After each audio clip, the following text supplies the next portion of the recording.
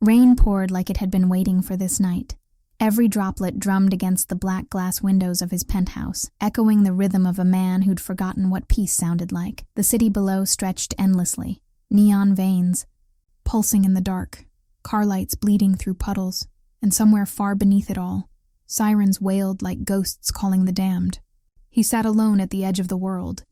Sharp suit, half-empty glass of whiskey, eyes carved from obsidian. Power suited him too well. It clung to his skin like sin. But tonight, even power couldn't drown out the static that filled the room. The phone vibrated once, then again. He ignored it. No one called him twice unless it was death knocking. When he finally lifted the phone, the voice on the other end was calm, clinical, too soft for the kind of men he dealt with. Yet something in it pierced through him. The words came like a bullet made of glass. "Sir, you're registered as the baby's father." The world went silent. Not the kind of silence that brings peace, but the kind that swallows everything alive. His breath stilled, the ice in the glass cracked, but he didn't move. Somewhere, thunder rolled across the city, and it sounded like laughter from a god who had finally decided to play fair. He stood slowly, as if the weight of that sentence had added chains around his heart. A baby, a hospital, his name written where it shouldn't be. For years he'd kept everything under control. Empires, enemies, emotions. Control was survival. But now, his pulse stumbled, the control slipping through his fingers like water turning to blood. He looked out over New York's skyline, that endless graveyard of ambition. It used to bow to him. Every deal, every secret, every scream, it all belonged to him. Yet in that moment, all the gold and guns in the world felt useless against the echo of a single impossible truth. The memories came back uninvited. Her eyes first. That impossible shade of brown that turned warm when she laughed. The way her perfume lingered even after she left a room. The way she left, without a word, without a trace. He had buried her memory in the same dirt as his conscience, until tonight. He moved mechanically, pouring the untouched whiskey down the drain as if purging the weakness it carried. His reflection in the window didn't look like a man anymore. It looked like punishment. Lightning split the sky, and for a heartbeat, his reflection blinked back someone softer. Someone human. He hated that version. A knock echoed through the apartment. One of his guards, waiting for orders. But none came. He didn't need words. He just grabbed his coat, slid a gun into his belt, and walked toward the elevator. The doors closed behind him with a hiss that sounded too much like a warning. The elevator descended through layers of luxury and lies. Floor after floor, the lights dimmed until there was only his reflection staring back at him in the mirror's dark glass. Unforgiving, unfamiliar. Outside, the rain had turned merciless. He stepped into it without hesitation, the downpour soaking through his coat, cold against his heated skin. The black car waited, engine humming like a predator ready to move. As he entered, a faint scent of her perfume, impossible, haunting, filled the air. His hand tightened on the steering wheel, knuckles white. The rain blurred the world into streaks of silver and gray. Every red light felt like a heartbeat slowing down. He drove toward the hospital.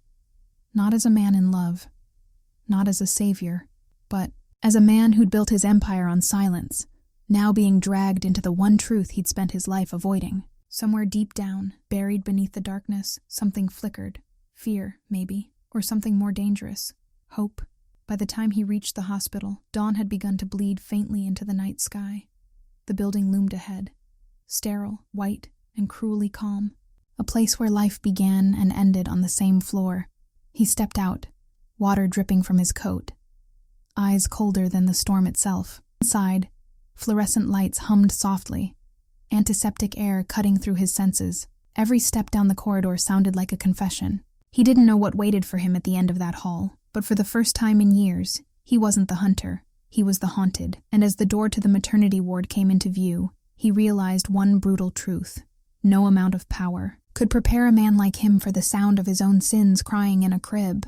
The hospital smelled of bleach, fear, and beginnings. It wasn't a place for men like him, men who commanded darkness, who built kingdoms out of silence. Yet here he was, walking through sterile corridors that made every step echo like a verdict. Fluorescent lights flickered overhead, painting his face in shades of gray. Nurses passed by, their voices hushed, their eyes flicking toward him and away just as quickly. They didn't know who he was, but they could feel it.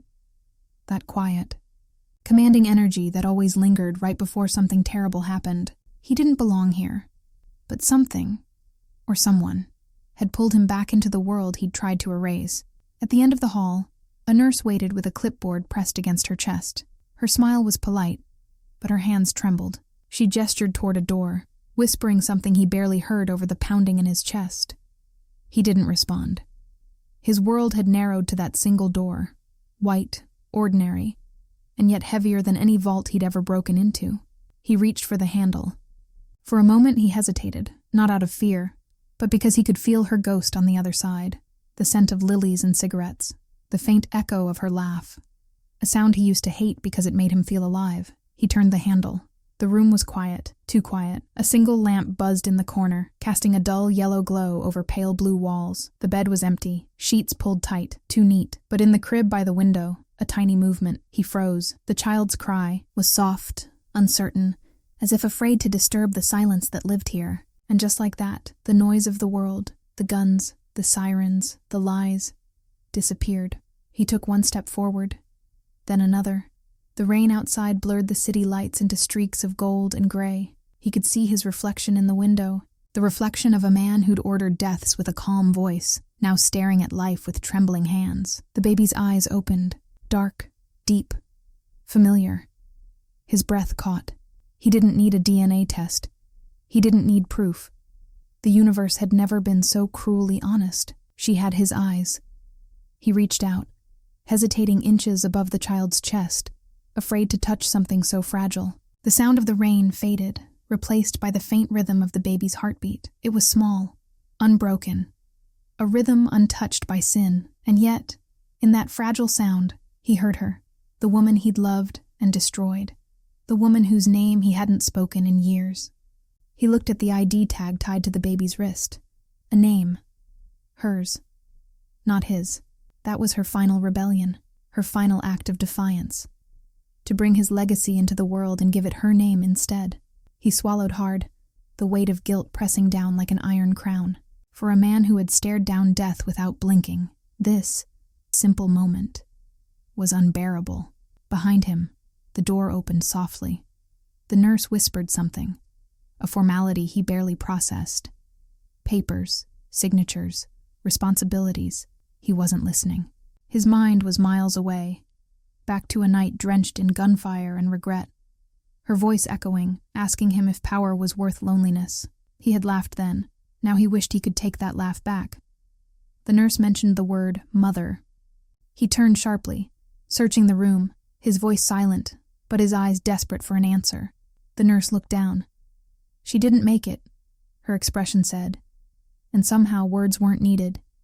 He felt it, that hollow emptiness that comes when the world shifts and never returns to place.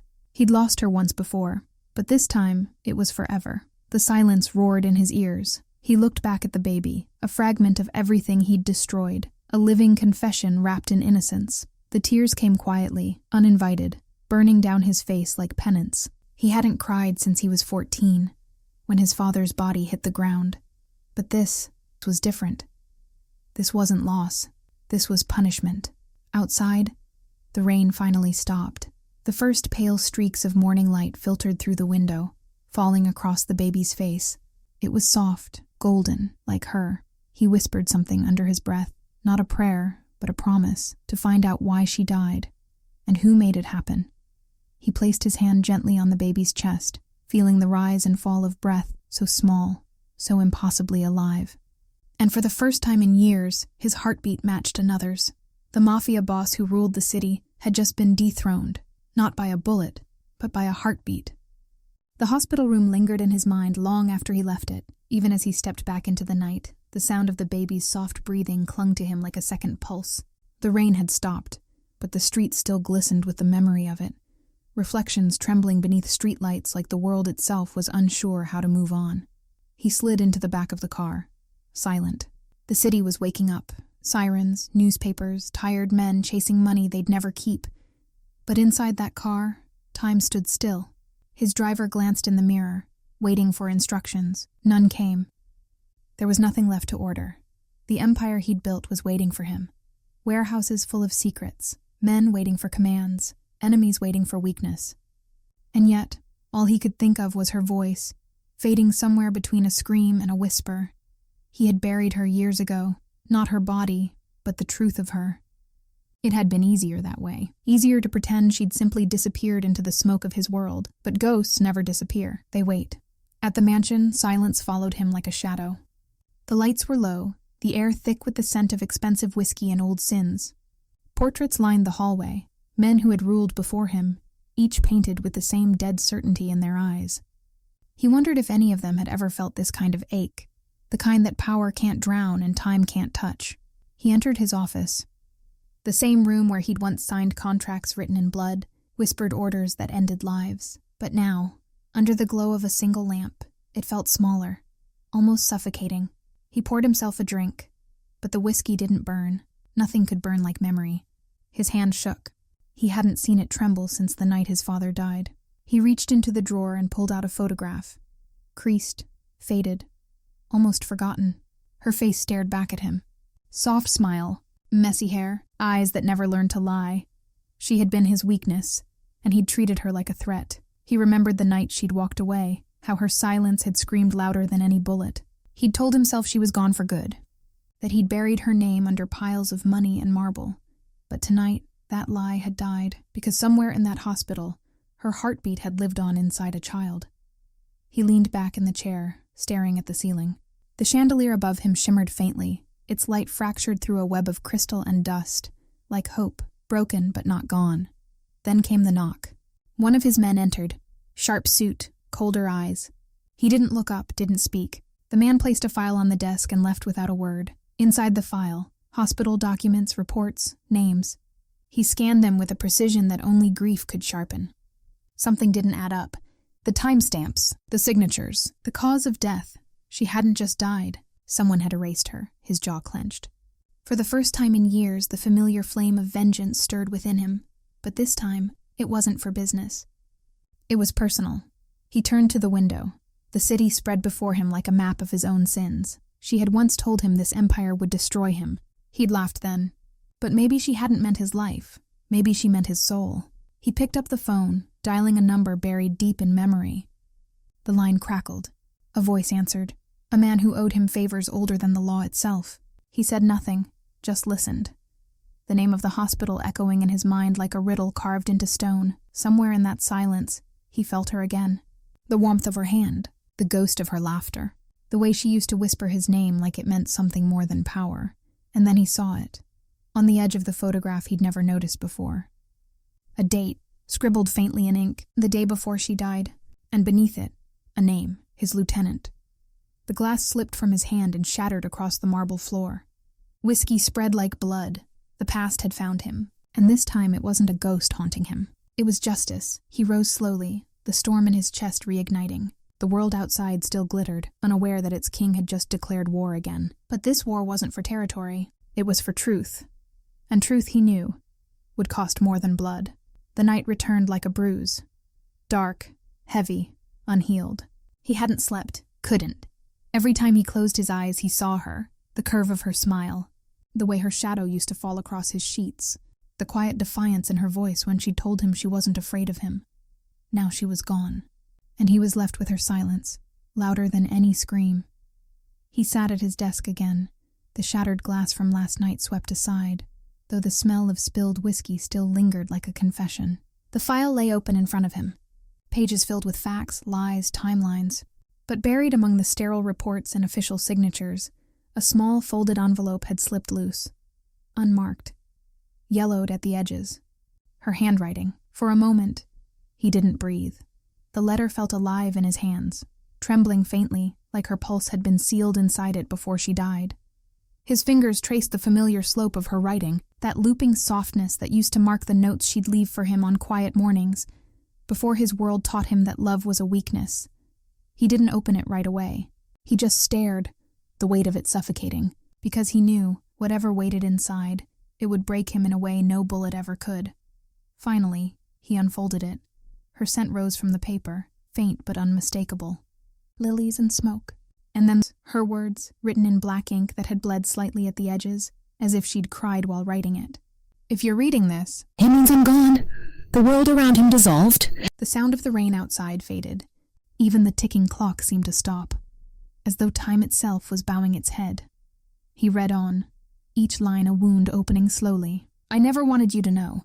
Not like this. I thought maybe if I stayed away, the world would forget what we were, what we almost became.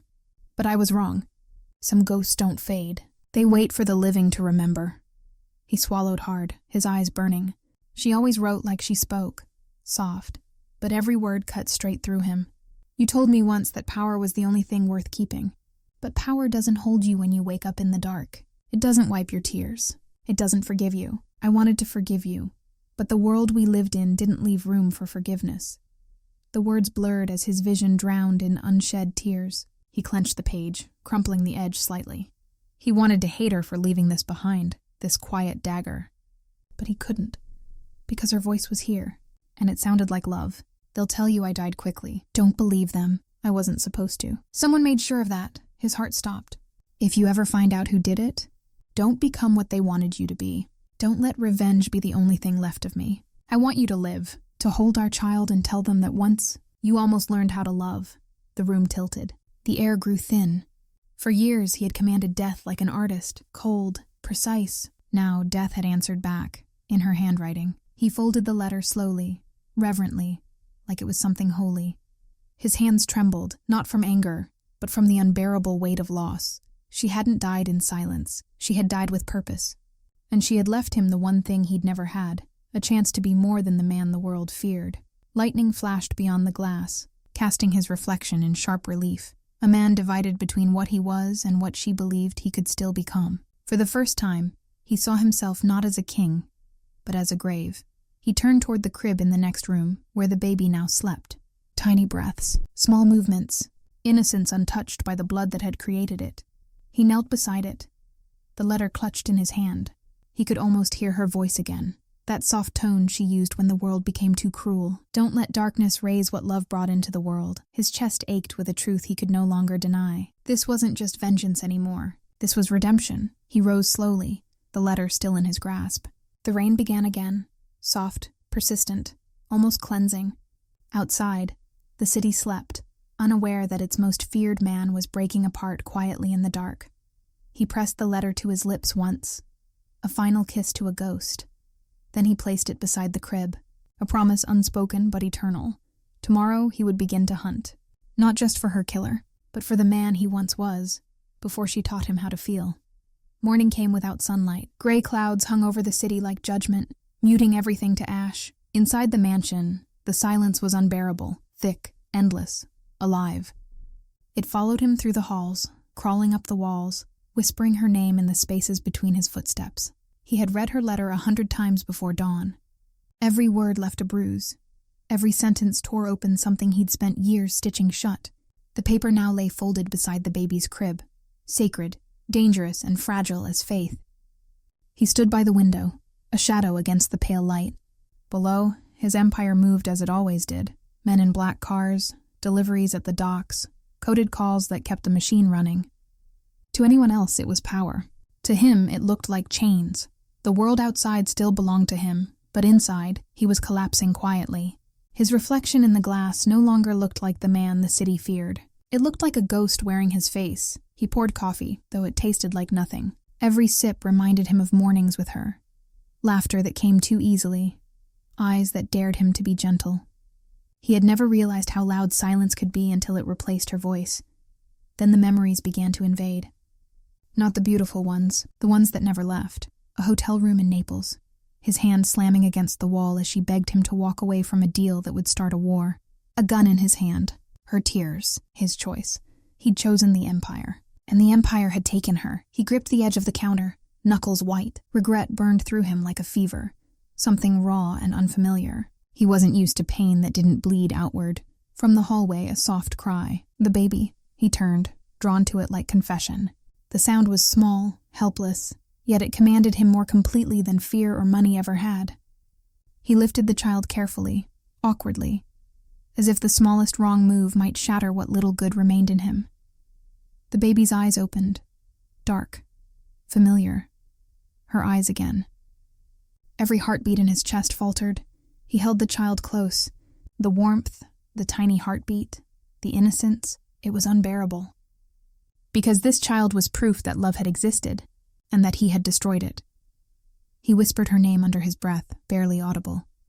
The name felt foreign on his tongue, like a language he'd forgotten how to speak. In that moment, he realized something terrifying. Grief wasn't killing him. It was remaking him, piece by piece, bone by bone, until the man he'd been was unrecognizable. A knock on the door broke the trance. His second-in-command entered, the same man whose name had been scribbled on the photo, his lieutenant, his most trusted, the man who might have killed her. Their eyes met, no words. The boss nodded slightly, masking everything behind stillness. The other man bowed, offering a brief report. Money moved, deals confirmed, enemies silent. The usual rhythm of sin. But all he could hear was her voice echoing from the letter. Someone made sure of that. When the lieutenant left, he stayed frozen in place. The child's tiny hand gripped his thumb. The touch was so small, but it anchored him, reminded him that the world wasn't done with him yet. He placed the baby back in the crib and walked to his desk. The letter waited. Next to it, a gun. 2 relics of 2 worlds, love and vengeance. He picked up both. He didn't know which one would save him, or which would finish what she started. Outside, thunder began again. A storm gathering over the city, impatient, electric. The kind of storm that demanded blood. He looked toward the horizon, where his empire breathed like a living beast, and for the first time, he hated it. Every brick, every lie, every scream that had built it. All of it had been for power, and power had left him holding a letter and a child instead of her hand. The guilt pressed down like a physical weight. He felt it in his chest, his lungs, his pulse. It wasn't the guilt of a killer.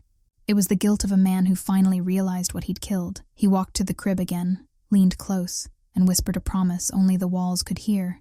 They took you from me. I'll find them. The words were quiet, but they carried the kind of truth that ends empires. Outside, lightning cracked open the sky, and in that flash of white fire, he saw what he had become. Not a boss, not a monster, not even a man.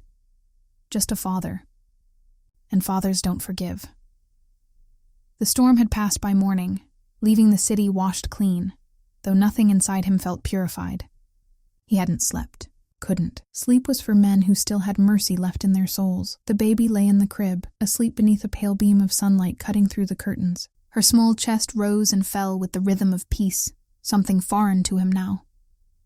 Every breath she took seemed to mock the world outside, where monsters like him roamed free. He sat beside her, the letter still on the nightstand, her words replaying in his mind. Someone made sure of that.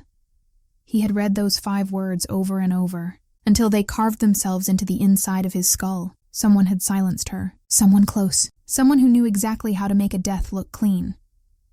He reached for the hospital file again. The same stack of papers that had already poisoned his thoughts. The baby's birth certificate, the medical chart, the autopsy report. The details were too neat, too aligned, too sterile. No death in his world was that clean. He ran his finger along the line that said, maternal complications. 2 words meant to close a story. But nothing about her had ever been simple. He noticed something odd. A signature, the attending physician. It was smudged, the ink darker than the rest of the document. His instincts, honed by years of deceit and survival, stirred immediately. He'd seen forged papers before, doctored signatures, falsified trails meant to keep men like him from finding truth. He grabbed his phone, dialed a number. A favor owed, a man in records, buried deep inside the city's systems. Hours passed before the call came back. When it did, his blood ran cold. No such doctor existed. The man's voice on the other end was nervous, trembling, as if afraid even to speak the words aloud. Whoever signed that report, he said, wasn't hospital staff. The ID was fake. The files were switched. The line went dead. He stared at the papers again, at her name printed in sterile black ink, now surrounded by lies. She hadn't died of complications.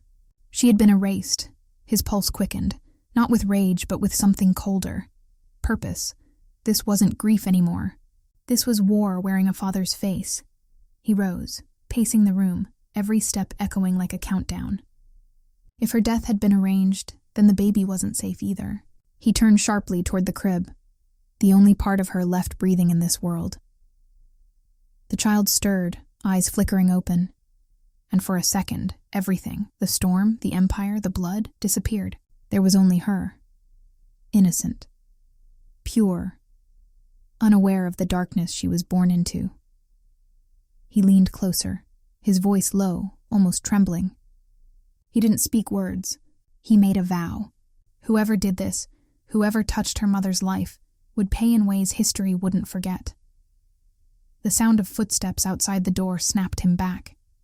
He moved instantly, silent as a shadow. When the door opened, one of his men stepped in, the same lieutenant who'd served at his side for years. The one whose name was scrawled on the back of that photograph. The man froze when he saw the look in his boss's eyes, a look that had once sentenced entire families to disappear without a word. The boss said nothing, just motioned toward the file. The lieutenant picked it up, scanning briefly, then placed it back down with calculated calm. Strange, he murmured. Hospitals make mistakes, a simple phrase. Too simple, too smooth. The silence stretched. Then with the smallest of nods, the boss dismissed him. The door closed, but the truth had already entered the room like smoke. Mistakes? No. This wasn't a mistake. This was a cover-up. And that man, the one who used to stand beside him, loyal and lethal, had just lied to his face. He turned back to the crib, his expression carved from stone. The baby had fallen asleep again, her tiny hand curled against her chest. He touched her hand gently, his own shaking from a rage he didn't dare release yet. Outside, the day was unnaturally bright, sunlight spilling across the marble floors, mocking the shadows crawling inside him. In that moment, he understood what the letter had really meant. Don't let revenge be the only thing left of me. But what if revenge was all that was left of him? He closed the file. The papers rustled like whispers. He would find whoever forged that signature. He would find whoever gave the order. And when he did, the city would remember what fear felt like. The Mafia boss who once ruled through silence was about to speak again, and this time, every word would be written in blood. Night fell over the city like a secret that refused to die. The skyline glowed in distant embers, the streets below breathing smoke and sin. The empire he'd built from silence and iron now pulsed with whispers he couldn't control. He stood at the edge of his penthouse balcony, the wind clawing at his shirt. The world spread beneath him like a chessboard. Somewhere in that world, someone had rewritten her death. Someone had stolen her from him, and the only man who might know the truth was the one he'd once trusted more than blood. The phone in his pocket buzzed. A message from Private Number 3. Words, check the archives tonight. He didn't hesitate. When you live in darkness, you learn to follow the trails that stink of danger, because danger, unlike loyalty, never lies. By midnight, he was inside the old hospital's archives, a mausoleum of forgotten files and paper ghosts. The place smelled of dust, bleach, and old secrets. He moved through it like a shadow, gloved hands sliding over drawers marked with fading dates. Then he found it. Her folder, the real one, hidden behind a wall of falsified files, its edges yellowed and brittle. He opened it under the flicker of a dying light bulb. What he saw made the room tilt. The birth certificate had 2 signatures. One was hers, faint but real, the kind of trembling stroke made by someone holding on. The other was his lieutenant's, not as a witness, not as a friend, but as next of kin. He froze. Every nerve in his body went still, as if time itself stopped breathing. His mind replayed every memory, every night, every mission, every drink shared in silence. And then every lie, the way his lieutenant's eyes had dropped when he'd mentioned her, the way his tone changed when her name surfaced. Jealousy, envy, possession, the 3 things that killed more men than bullets. He looked again at the signature, the ink almost mocking him now. The betrayal was no longer hidden. It was written in black and white. He clenched his fist until the edge of the paper cut into his palm. The pain grounded him, fed him. It whispered the one thing he'd been avoiding. This wasn't about grief anymore. It was about vengeance wrapped in a father's duty. Footsteps echoed down the corridor, slow, heavy, familiar. He didn't turn.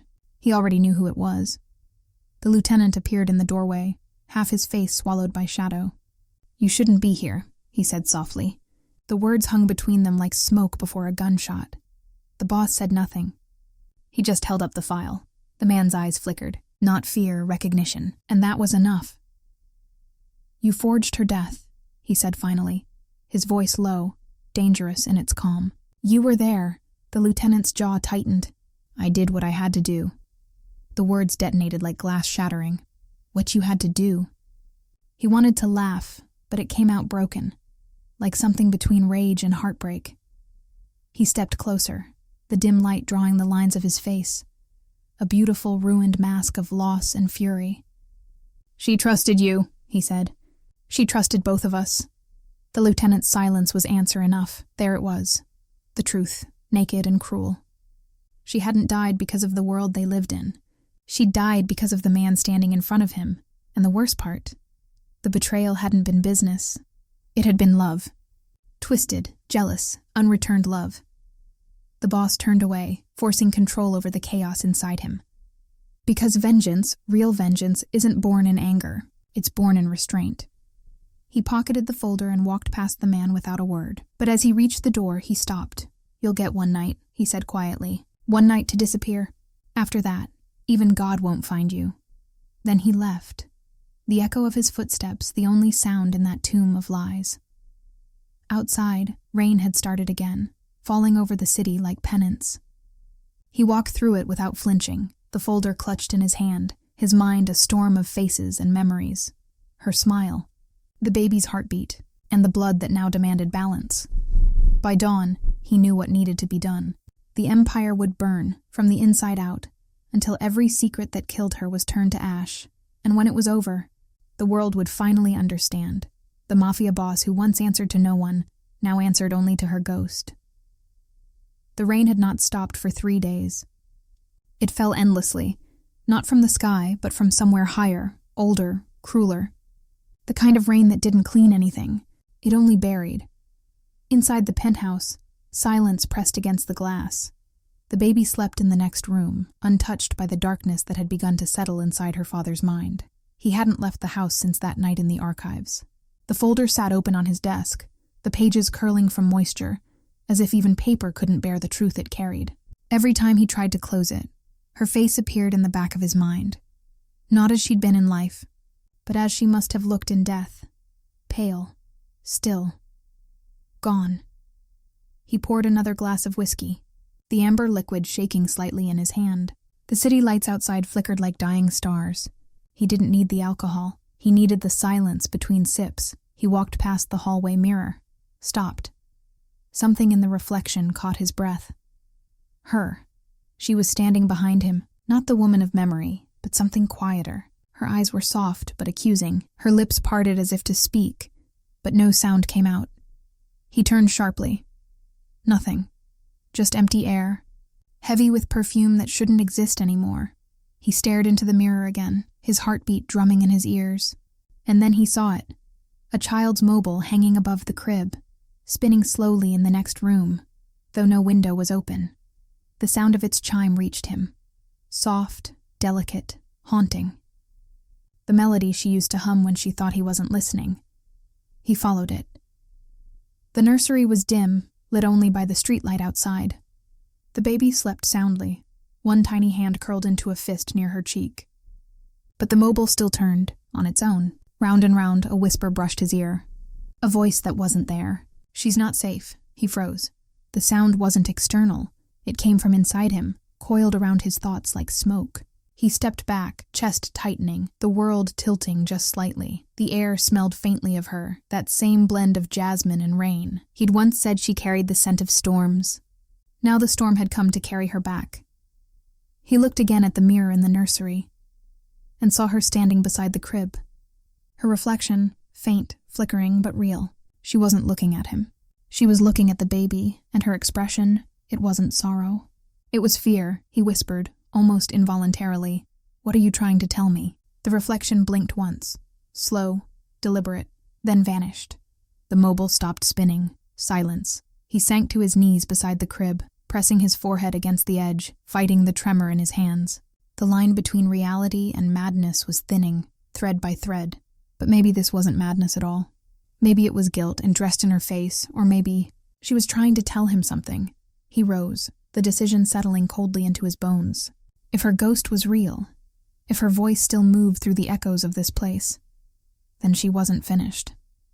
And neither was he. He returned to his desk, spreading the folder open again.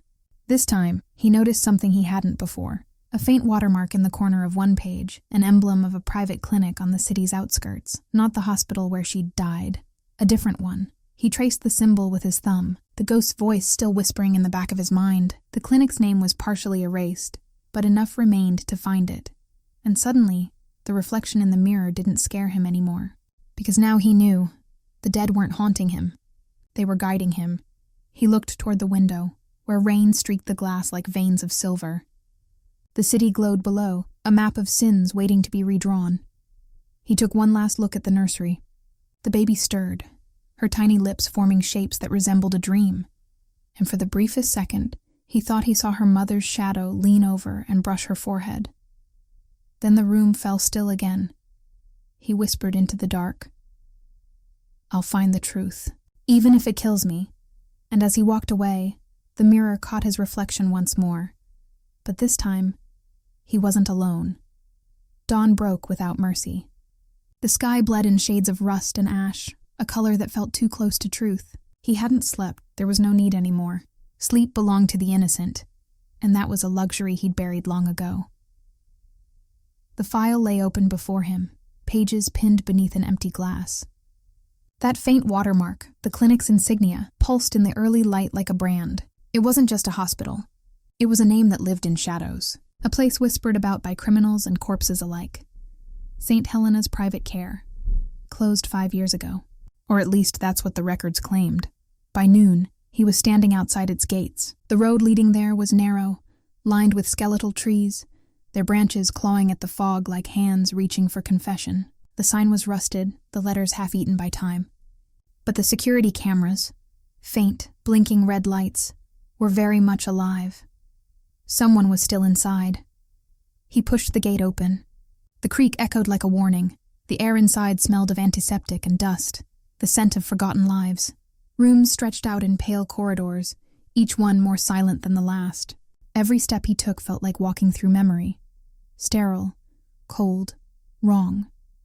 He reached the records office, locked, a door meant to keep truth out, or in.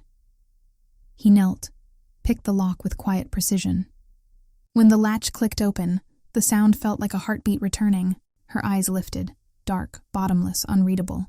They said the baby survived because of me, that I carried something in my blood that made it possible. He froze. Her words dragged the world sideways. "What do you mean?" "I don't know," she whispered. "They never told me. But they said it could change everything. For them, for the people funding that clinic. I was a project." He stepped back, the air in the room twisting into something colder. She looked at him then, really looked, and saw what he had become in her absence. The tailored control, the hollow calm, the monster she once tried to love out of existence. "Please," she said softly, "don't do what you always do." He said nothing, but his silence answered everything. Because even love can't stand between a man and vengeance once truth tastes like blood. He moved to the window. Outside, rain had turned to mist, curling around the street lamps like breath. A car sat 2 blocks down. Lights off, engine running. They'd found them already. He turned back to her. "Can you walk?" She nodded weakly. He helped her to her feet, his arm around her waist. Not tenderness this time, but urgency. Her weight was a whisper against him, her heartbeat a fragile drum that kept him grounded. Before they reached the door, she stopped. "There's more," she said quietly. "You think it was your lieutenant who betrayed us, but he wasn't the one who signed the order." He stared at her, pulse thundering. "Then who did?" Her lips trembled. "Someone higher. Someone you still trust." The floor seemed to tilt. He had built his empire on loyalty, and now it was eating itself from within. The headlights outside shifted. A silhouette stepped out of the car, tall, familiar. He pulled her behind him, gun raised. But when the figure stepped into the light, his heart nearly stopped. It wasn't an assassin. It was the doctor, only this time the man wasn't trembling. He was calm, controlled, smiling. "Mr. Moretti," he said, his voice steady even through the rain. "Congratulations. The experiment worked." The words froze the night. He felt her flinch beside him, a strangled breath catching in her throat. And in that instant, the truth became unbearable. He hadn't rescued her from death. He had stolen her from the people who created it. The storm outside had quieted, but inside the safe house, the air still trembled, as if the rain had only moved into their bones. He stared at the doctor, the gun unmoving in his hand. The muzzle's shadow split the firelight across the man's face, half human, half something else. The doctor smiled like a man who'd stopped fearing death. He took one careful step forward, eyes fixed not on the gun, but on her. "I told them this would happen," he said softly, "that you wouldn't let go, that your heart would bring her back, even when the body had stopped listening." The Mafia boss didn't lower the weapon. "Start talking," he said, voice low enough to make the walls tighten. The doctor exhaled, a tired, almost reverent sound. It wasn't love that revived her. It was the serum. He blinked once, slowly. The world narrowed to the space between the three of them. She stiffened, trembling behind him. "The serum?" The doctor nodded. "A hybrid compound. Adrenaline, neural binders, a strand of your blood.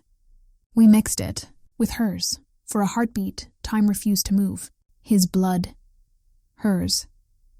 A silent flash of horror crossed his face, not because of what the doctor said, but because part of him knew. He had felt something unnatural when he held her, a connection too strong, too consuming. Like his body knew she wasn't entirely gone. "You made her mine," he whispered. The doctor smiled faintly. "No, you made her yours. We just accelerated the process." Her breathing grew ragged. "You're lying, am I?" the doctor murmured. "Ask yourself why your pulse matches his, why his nightmares became yours, why you dream of things that only he remembers." The room seemed to tilt again, reality bending around something too monstrous to fit into reason. He looked at her, her pupils wide, her chest rising and falling too fast. And then he felt it. Her fear crawling under his skin, her heartbeat sinking to his. He dropped the gun, not because he believed the doctor, but because he finally felt the proof. "What did you do to her?" His voice shook, the calm finally breaking. The doctor took another step closer, unbothered by the danger. "We gave her a chance to live. The price was connection. The body doesn't separate what it revives. It binds. Her survival depends on you now." Her eyes widened, horror flooding in. "And if he dies?" The doctor looked at her and smiled. "Then you follow him." The silence that followed was a living thing, heavy, choking, merciless. She stumbled back, clutching her stomach, her breath uneven. He turned to her, reaching out, but she shook her head violently.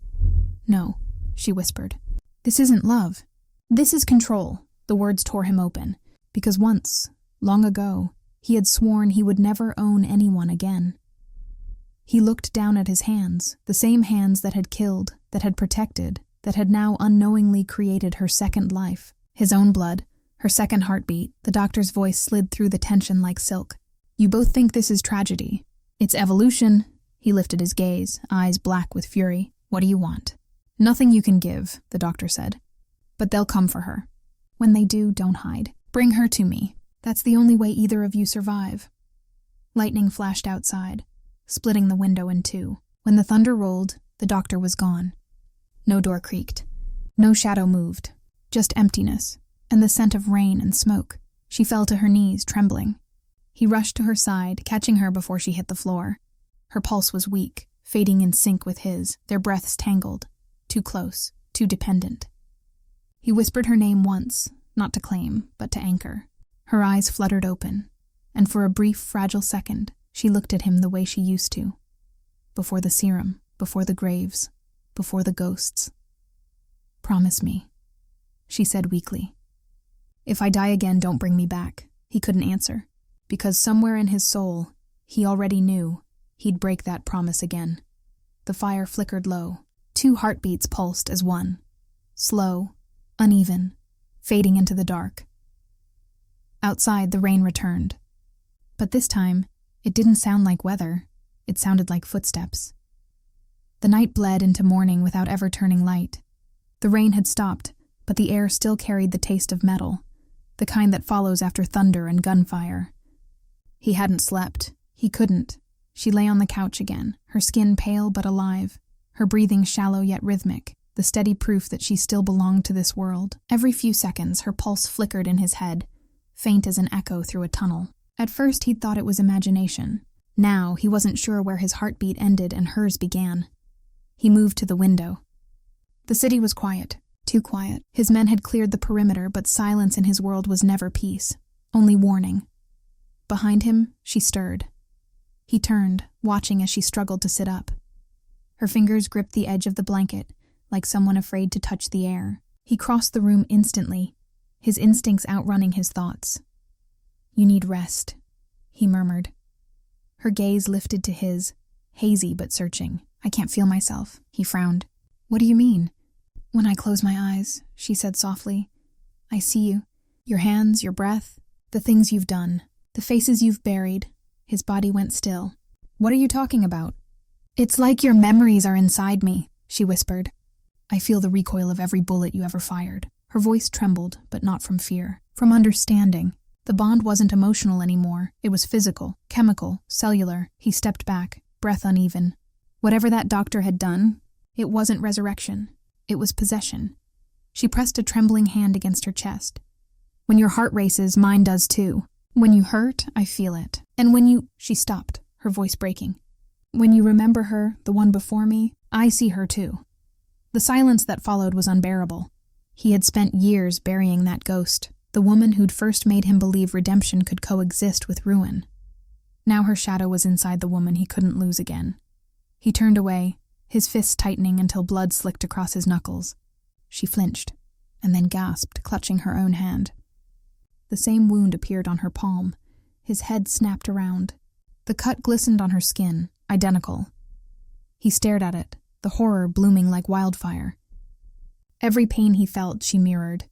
Every scar he carried, she would inherit. And yet, in that horror, a part of him burned with something far more dangerous: awe. They were bound beyond death, beyond mercy, beyond reason. She looked at him through tears that refused to fall. "You have to end this," she whispered, "before we become one monster instead of two people." He shook his head slowly. "I can't." "Why?" "Because if I lose you again," he said, voice breaking in half, "I lose myself." Her lips parted, not in love, but in despair. Because she finally understood what he couldn't say aloud. The serum hadn't just saved her. It had rewritten both of them. He would never let her go now, not because of love, but because his existence depended on it. She rose unsteadily, her reflection fractured in the glass window beside him. In the faint city glow, they looked like two halves of the same ghost, one born of violence, one born of mercy. Outside, sirens wailed faintly in the distance. He recognized the pattern, a signal his enemies used when closing in. They'd found them again. She turned toward the sound, fear flickering in her eyes. He reached for her hand. Their palms met, and for a split second, everything stopped. The same heartbeat thundered through both their chests. The same pulse rippled under their skin. It was beautiful, terrifying, addictive. And when he let go, blood marked both their palms like a signature. The bond wasn't just chemical anymore. It was alive. He looked toward the door, jaw tightening. "They're coming." She met his eyes. A silent question. He gave her the only truth left. "Then we run. But wherever we go, you'll feel what I feel." She nodded once, tears falling freely now, and as they stepped into the wet streets, their shadows merged into one. The city swallowed them whole. The city slept under a sheet of fog, restless, feverish, and waiting to bleed. Dawn hadn't yet broken, but the streets already whispered danger. He drove without headlights, the car slicing through the mist like a black blade. She sat beside him, her face pale in the glow of the dashboard, eyes fixed on the horizon that refused to appear. The world outside looked endless, yet they both knew there was nowhere left to go. "Where are we going?" she whispered. "Someplace they can't find us. A lie." He could hear it in his own voice, because the people chasing them didn't need eyes. They had her blood, his DNA, and something far worse: time. He pressed harder on the accelerator. The tires hissed against the wet asphalt, scattering puddles like broken glass. Behind them, the faint pulse of a black SUV flickered in and out of the fog. They were being hunted. She turned toward him, her hand trembling against her thigh. Her lips moved, but before she could speak, her body arched in pain. Her breath hitched, sharp and sudden, like someone had driven a blade straight through her chest. He slammed the brakes, the car skidding to a stop on the empty highway. "Hey," "Hey, look at me," he said, gripping her shoulders. Her pulse throbbed wildly beneath his touch. Too fast, too wrong. And then he felt it. The burn. It shot through his ribs like electricity, the same pain mirrored in his own chest. Whatever was happening to her, it was happening to him too. She gasped, eyes wide with fear. "They've marked us." His jaw clenched. "What do you mean?" Her hand moved to the side of her neck, trembling. Beneath the skin, faint glowing lines pulsed, thin, red, and alive, snaking down her collarbone like veins made of fire. He tore his shirt open and saw the same mark crawling across his chest, the pattern identical. The serum, the bond. The hunters had found a way to track it. A faint hum filled the air. Low, mechanical, hungry. He looked up just as the black SUV emerged from the fog, its headlights cutting through the dark like knives. "Out," he growled. He pulled her from the car, ignoring the fire burning through his body. They ran.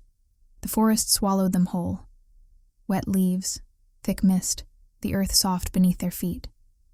Branches tore at their clothes, roots twisted underfoot, but he didn't stop. Her breath came in short, panicked bursts behind him. "Keep going," he ordered. "Don't stop, no matter what."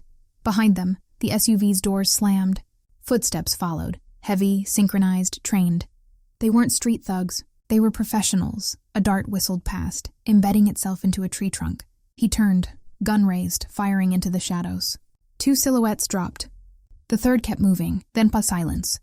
Too sudden, too clean. He scanned the fog. Something felt wrong. Too easy. A whisper cut through the air. "You can't run from your own blood, Mr. Moretti," the doctor's voice. It came from everywhere and nowhere, carried through hidden speakers, perhaps a drone hovering unseen. She froze beside him. "He's here." "No," he muttered. He never left. The marks on their skin began to glow brighter, the pain intensifying. She cried out, collapsing to her knees. He dropped beside her, trying to hold her steady, but the fire inside them roared louder with every heartbeat. The doctor's voice turned almost gentle. "The serum was never about life or death. It's about control. You were the test. She was the trigger." He clenched his teeth. "You'll never have her again. You misunderstand," the doctor said softly. "I don't want her. I just need you to understand what you've become." Lightning cracked above, tearing open the fog, and for a moment, the forest glowed red, illuminated by hundreds of small, blinking lights. Laser scopes. They were surrounded. He pulled her close, his breath ragged. "If we die together," he whispered. She looked at him, her eyes shimmering like shattered glass. And in that instant, something shifted. The marks on their bodies pulsed faster, merging in rhythm. The pain turned to energy, raw, bright, dangerous. She gasped, clutching his hand. The earth beneath them trembled. The air thickened. And then the hunter's scopes flickered, died, one by one. The forest plunged into darkness. When the fog cleared, every hunter lay motionless, their eyes open, their bodies untouched, their hearts still. He stared at her in disbelief. She was glowing faintly, her pupils dilated, her voice a whisper made of fear and wonder. "What did we just do?" He didn't answer, because in that moment, he finally understood. Their bond wasn't a curse anymore. It was power. The forest was silent. Not the silence of peace, but the kind that hums beneath the skin, trembling with something the human ear shouldn't hear. He stood among the fallen hunters, his breath clouding in the cold air. None of them bore wounds. No blood, no bullets, no screams, just stillness. Their eyes were open, fixed toward the sky, as if something above had stolen the last thing they saw. He looked down at his hands. They were shaking, not from fear, but from energy, alive, electric, roaring beneath the surface. Beside him, she knelt on the damp ground, her fingers buried in the soil as if trying to feel the earth breathe. The faint red glow still pulsed beneath her skin, soft as embers under ash. Her voice broke the silence. "What did we do?" He looked at her, the woman he once thought fragile, untouchable. Now she looked like a creature born of light and sin, her veins carrying both. He opened his mouth, but words refused to come. He didn't understand it either. The forest wind stirred, carrying the scent of rain and iron. Every sound, every shift of the trees, felt amplified, threaded through his bones. He could hear the heartbeat of the earth beneath them, the hum of something vast and awake. Then, it hit him, her pulse. It wasn't just echoing through his chest anymore. It was inside everything. The trees, the ground, the air. Her heartbeat had fused with the world itself. He took a step closer. Elena, her name trembled from his lips like a prayer he didn't believe in. She lifted her face, eyes glowing faintly gold, pupils dilated like a predator in the dark. "I can feel them," she whispered. "The ones who died. I can hear their hearts stop one by one. I can hear you, even when you don't speak." He froze, because before he could think the words, "Don't be afraid," she answered, "I'm not." The air thickened. Between them, something unseen flickered, a vibration, low and endless, like two heartbeats syncing across dimensions. Leaves rose from the ground, circling them in a slow spiral, defying gravity. He reached for her, not out of love this time, but instinct. His fingers brushed her wrist, and the world moved. A flash of memory, not his own, tore through him. A hospital corridor. Fluorescent lights flickering. Her hand strapped to a gurney, doctors whispering, "Subject Alpha is reacting beyond parameters." Then darkness. He stumbled back, gasping. The vision vanished, but the taste of antiseptic still clung to his tongue. She stared at him, tears shining. "You saw it too," he nodded slowly. The serum hadn't just bonded their bodies. It had fused their minds. They weren't two souls anymore. They were fragments of the same creation, her heart the pulse, his blood the conduit. Lightning split the sky, white and raw, casting their reflections across the wet earth. They looked less like people now and more like a prophecy, love and ruin bound in flesh. Her voice trembled. "If this is what we've become, what happens if one of us breaks?" He stepped toward her, closing the distance until their breaths collided. Then the other shatters, their eyes locked, and for a heartbeat, the forest itself seemed to exhale. Every raindrop hung in the air. Every shadow bent closer. Every heartbeat, human, animal, storm, synced to theirs. It was terrifying. It was divine. It was the price of resurrection. Then, her glow dimmed. The red veins beneath her skin flickered, fading to gray. She collapsed forward into his arms, breath shallow, eyes fluttering. "Elena!" He caught her before she hit the ground. Her pulse thudded weakly against his wrist. Slowing, fading, faltering. The connection inside him spasmed, pain exploding through his ribs. He felt her dying again. Inside him this time. He pulled her close, whispering her name like a curse. But even as her body trembled, she managed one last whisper. "They're not done with us." Her eyes rolled back, the glow extinguished completely. In the distance, through the mist, faint red lights appeared. Drones, hundreds of them scanning through the forest. They moved with precision, with purpose, each one humming in perfect rhythm to her dying pulse. He looked down at her, fury and love burning as one. "You're right," he muttered. "They're not done. But neither am I." He rose, carrying her into the rain, his footsteps leaving streaks of blood that pulsed faintly, the mark of what they had become. Not human. Not divine. Something in between. The monastery breathed with ghosts. Candles trembled against the damp air, their light crawling over cracked walls painted centuries ago. Dust floated like fallen time, and each step he took sounded like an echo of someone else's footsteps. Older, slower, but somehow his own. The woman slept beneath a shroud of faded cloth, her pulse shallow, her face half lit by the trembling flame. He stood near the altar, a stone carved not for worship but memory. Symbols circled its base, twin serpents devouring each other, a sun eclipsed by a heart. He traced the markings, and his skin shivered as if the stone remembered him. A wind whispered through the open archways, stirring ancient parchment scattered across the floor. He knelt to gather them, his fingers brushing over names, dates, sketches, faces. And then he froze. One of them was his, not similar. Not familiar. His, the same jawline, the same scar near the lip, even the same gaze carved by centuries of sorrow. Beneath it, written in faded ink, Matteo d'Amaro, the first father. His breath caught. His mind told him it was impossible. But something deeper, something primal, buried beneath logic and blood, remembered. Images flickered at the edge of his mind. A battlefield under crimson sky. A woman with her hair like falling ash, reaching for him as the world burned. A promise made before death, to find her again, to defy time itself. He staggered backward, heart pounding, the candlelight blurring as if the monastery itself shifted in response to his awakening. The walls seemed to move, no, reveal. Faded frescoes shimmered to life, and the paintings became mirrors. In each one, he saw himself, a soldier, a scholar, a sinner, a savior, all with the same eyes, all holding the same woman before losing her to flame, sea, or sickness. Over and over, lifetime after lifetime, and in every reflection, his expression was the same, a man who couldn't save her. The monastery's bells groaned in the distance, one long, hollow sound that vibrated through the air like a heartbeat. Dust fell from the ceiling. He turned toward her sleeping form. Her hand twitched. The candle beside her flickered, dimmed, then flared, as if it recognized her too. He sank to his knees beside her, unable to speak, afraid that saying her name would break the fragile illusion. But deep down something ancient whispered, "You were never meant to find peace." Only her. The weight of centuries pressed on his chest. The air thickened, heavy with old incense and rain seeping through stone. He felt time folding. The monastery wasn't a ruin. It was a loop, a heartbeat trapped between past and present. And in that collapsing moment he understood.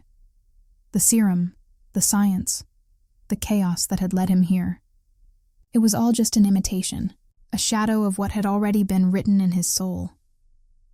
He wasn't a man who had been changed by the world. He was the echo of one who had changed the world and lost everything for it. A final gust of wind rushed through the archways, extinguishing every candle but one. Its flame burned blue, unnatural, steady, defiant. It illuminated her face, soft and still, but serene. He watched the blue light dance across her skin and realized with chilling clarity, she was not dying. She was remembering, too. For the first time, fear didn't consume him. It felt like recognition, like two ghosts meeting in the same storm. Outside, thunder rolled across the horizon, and the monastery's bell rang again. This time, not for mourning, but for awakening. He lifted his gaze to the ceiling where the frescoes shifted one last time, revealing an inscription he had never seen before. "Those bound by love shall return, not to live, but to remember." And as the light dimmed, the last thing he saw was his reflection in her open eyes, not as a man of the present, but as the one who had loved her through every ending. The storm outside became a rhythm, an ancient drum that blurred the line between now and then. Lightning flashed through the monastery windows, and for a single breath the world stilled, then shifted. The air thickened, warm, honey-colored, filled with the scent of myrrh and smoke. When he looked up, the stones around him no longer bore cracks, but carvings alive with gold. The candles had turned to torches. The sky beyond the arches burned with sunset, not storm. He was no longer in a ruin. He was in its birth. The monastery stood in its first glory, walls gleaming with new frescoes, banners whispering with prayers. Bells chimed not for ghosts but for gathering.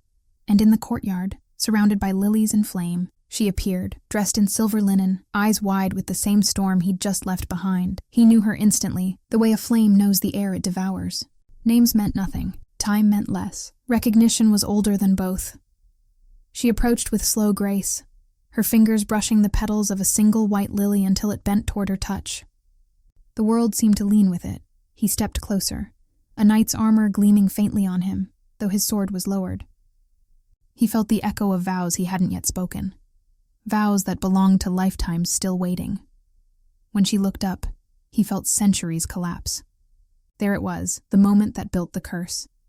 They met in silence, in awe, in the unbearable stillness that precedes a choice. The air shimmered between them. Somewhere a choir sang, the notes unraveling into the sound of waves. A memory unfolded like a vision within a vision. They had met here before, every lifetime born from this same place, the same evening light, the same vow. Each time, one promise had been spoken, binding them to the same ending. If the world takes you, I will find you again. It had sounded holy then. It had felt eternal, but eternity has teeth. The vision darkened, the gold faded to ash. The lilies withered, their fragrance turning sharp. He saw the first ending, the war, the betrayal, the monastery burning. He saw himself holding her as the world crumbled, whispering the same words he would one day whisper again, believing love could defy time. And time, cruelly faithful, had listened, the images fractured, blending lifetimes into one, his hand reaching for hers through centuries of ruin, sea, snow, fire.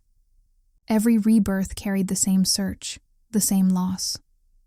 When the final echo faded, he stood once more in the ruined monastery of the present. The air smelled of wet stone and candle smoke. The storm had returned. She stirred beside him, eyes fluttering open, the echo of that vow still glimmering in her gaze. Neither spoke. They didn't need to. The recognition was complete. For the first time in centuries, both remembered everything. Outside, thunder rolled like a curtain falling. The last candlelight trembled between them, caught between resurrection and surrender. He realized now, this wasn't a curse made by gods or science. It was born from the human refusal to let go. Love had bound them, and love had built the cage. He reached for her hand. The contact was electric, but soft, like touching the edge of a memory. Somewhere deep within the monastery, the old bell rang once. The sound vibrated through stone and blood alike, calling them to what came next. She looked at him, eyes steady, as though she already knew the price. And for the first time since time began repeating itself, he did not flinch. The storm outside fell silent. The world waited. Their story, no longer lost in centuries, was ready to finish what it began. Dawn arrived like an apology. It slipped through the shattered arches of the monastery, thin and pale, brushing the stones with the color of surrender. The night storm had passed, leaving behind a silence that felt almost holy. The air tasted of rain and dust, the world newly washed and waiting. He woke first. For a moment he didn't move, listening to the rhythm of her breathing beside him.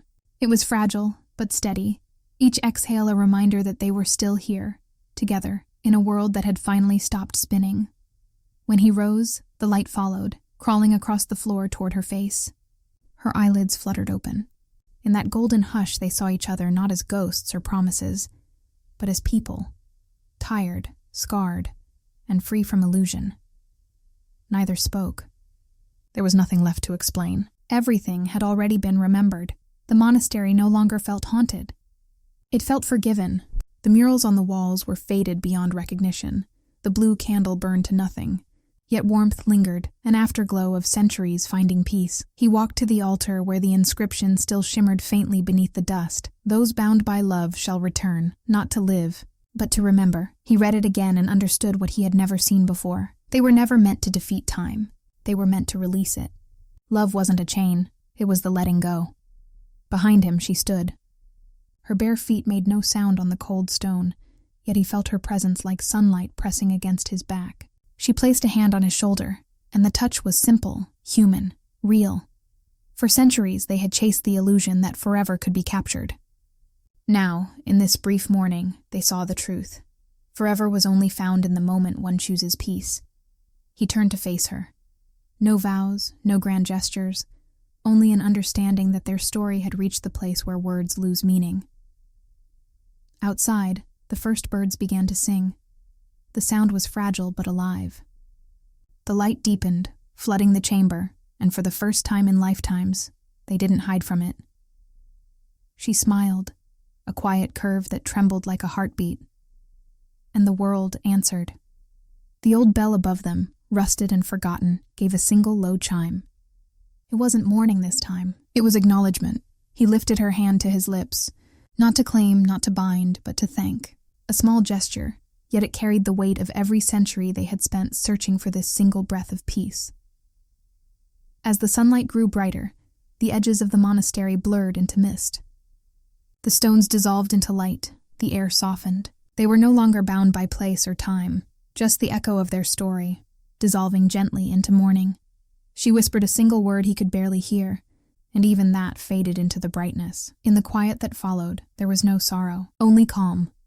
The light rose higher, filling the world until there was nothing else. And then, at last, the story that had begun with a call from a hospital, with a name and a question, "Sir, you're registered as the baby's father," found its meaning.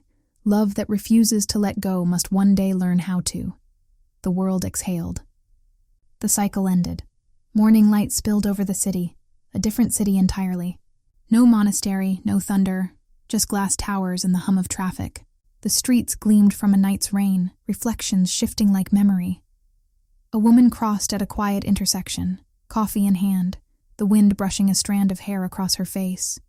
She paused as a church bell rang somewhere far off, faint but familiar. The sound pulled her gaze upward. For a heartbeat, she felt as though the sky had tilted, revealing something ancient behind the blue. Then it passed. She smiled at her own hesitation and moved on.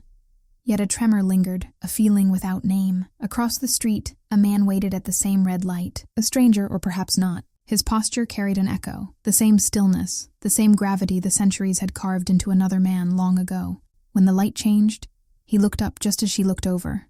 Their eyes met. Not recognition, not déjà vu, something quieter. A pulse, a forgotten note. The world around them blurred for a fraction of a second, as if time itself inhaled. Then a horn sounded, the spell broke, and they stepped past one another, strangers once more. But the air remembered. The city moved on, unaware that two souls had brushed in the current of eternity. Pigeons rose from the cathedral roof, rainlight scattered across shop windows. A melody from a street musician drifted, the same pattern of notes that had once echoed in a monastery's bell. Somewhere, deep in the unseen, the universe filed away a memory. Two people who had once defied time, finally allowed it to flow. At dusk, the man paused on a bridge staring at the river below.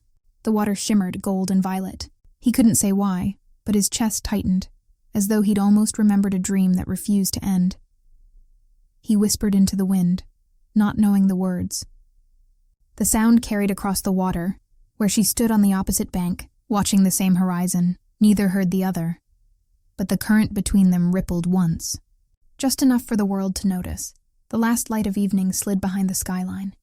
And for a moment the city belonged to no time at all. And if anyone had looked closely, they might have seen two faint silhouettes reflected in the river's surface.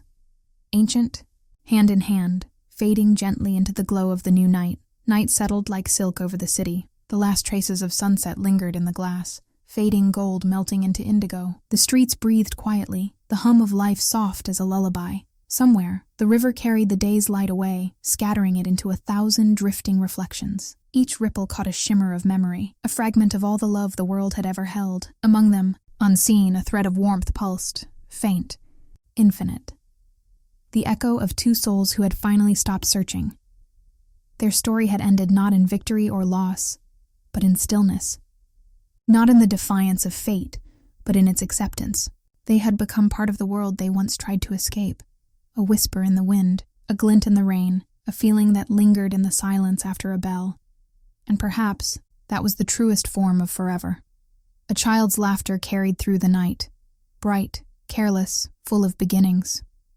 Somewhere a couple walked home, fingers intertwined. Life continued, unknowing, yet gently guided by the remnants of what they had left behind.